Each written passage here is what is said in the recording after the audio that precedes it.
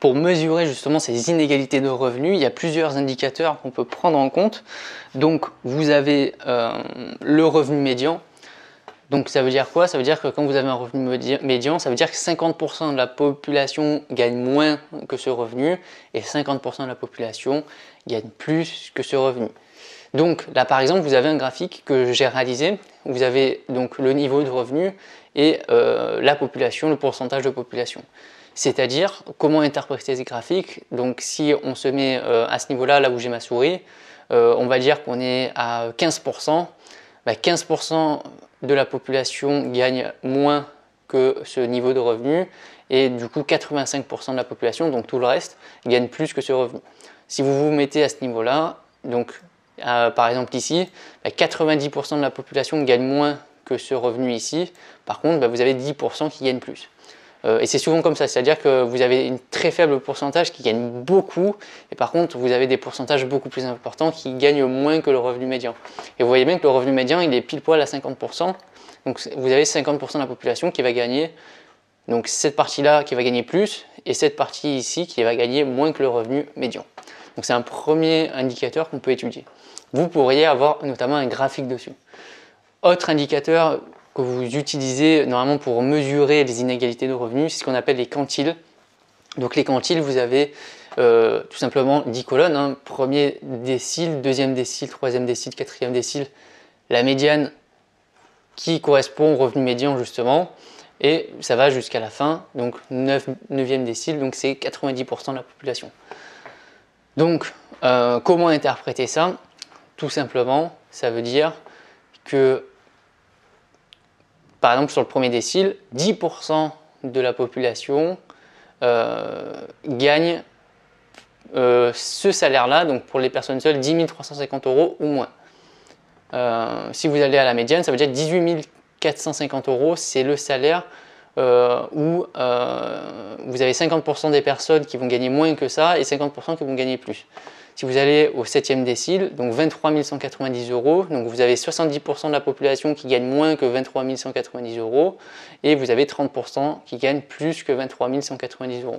Et c'est comme ça que vous pouvez voir aussi des disparités de revenus. Donc par exemple, entre une personne seule et une famille monoparentale, vous avez 80% des personnes qui gagnent moins que 36 020 € et vous avez 20% qui gagnent plus. Alors que là, c'est que 27 000. Donc vous voyez aussi des disparités de salaire en fonction du type de couple que vous avez.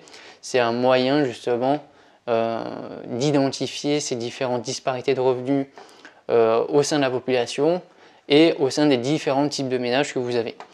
Là, en rouge, tout simplement, j'ai pris un exemple, par exemple 22 160, donc le 4e décile, 40% des familles monoparentales gagnent moins de 22 160 €. Donc ça, c'est l'interprétation qu'on a à faire à chaque quantile, qu'on appelle aussi décile, ça dépend. Mais au moins, voilà, vous pouvez avoir justement ce type de tableau également pour mesurer cette inégalité de revenus. Vous avez également deux autres indicateurs pour mesurer l'inégalité de revenus. Vous avez ce qu'on appelle la courbe de Lorenz. C'est justement une courbe qui permet de montrer quelle serait la situation, en cas de situation d'égalité parfaite de revenus. Donc la courbe de Lorenz, c'est celle qui est en verte.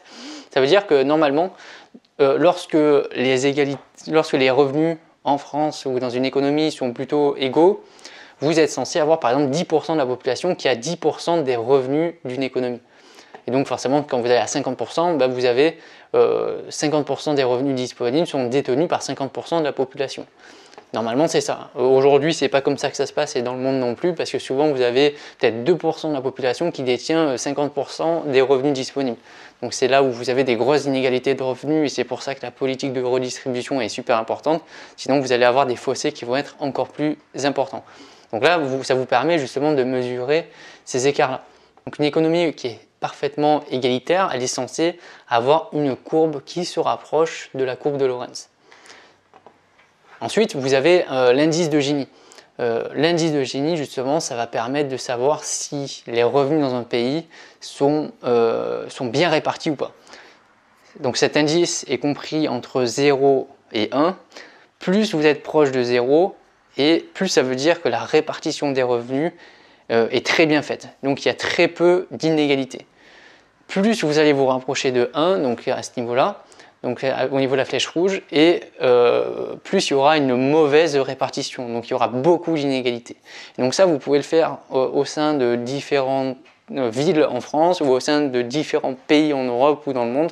On va essayer d'aller voir justement une carte qui nous permet de voir ces différents indices. Donc j'ai trouvé une carte qui est super intéressante sur l'indice de Gini dans le monde entier. Et là, on va pouvoir identifier quels sont les pays où il y a des très fortes inégalités et d'autres où c'est plutôt bien réparti. Donc bon, vous voyez bien qu'au Groenland, c'est plutôt bien réparti, tout simplement parce qu'il y a très peu de monde. Mais sinon, si vous regardez par exemple en Europe, la France, où est-ce qu'elle se situe? Elle a un indice entre 0,3 et 0,34.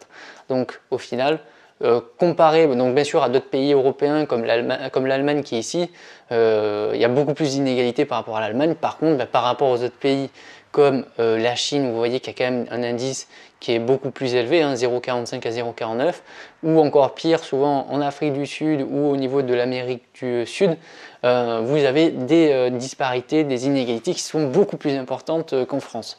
Là où vous voyez qu'il y a quand même des inégalités très fortes, c'est au niveau des États-Unis, tout simplement parce que là-bas c'est vraiment le pays de l'entrepreneuriat, donc vous avez aussi des grosses fortunes qui vont se créer, vous avez un système de santé qui est complètement différent, un système d'éducation qui est complètement différent puisqu'il est payant, donc là c'est des personnes qui ont beaucoup d'argent qui vont pouvoir faire des études et ça contribue à creuser le fossé encore de façon plus importante qu'ici. Là où vous avez le Japon, tiens, je ne pensais pas qu'il était aussi bien réparti par rapport à ces autres pays asiatiques.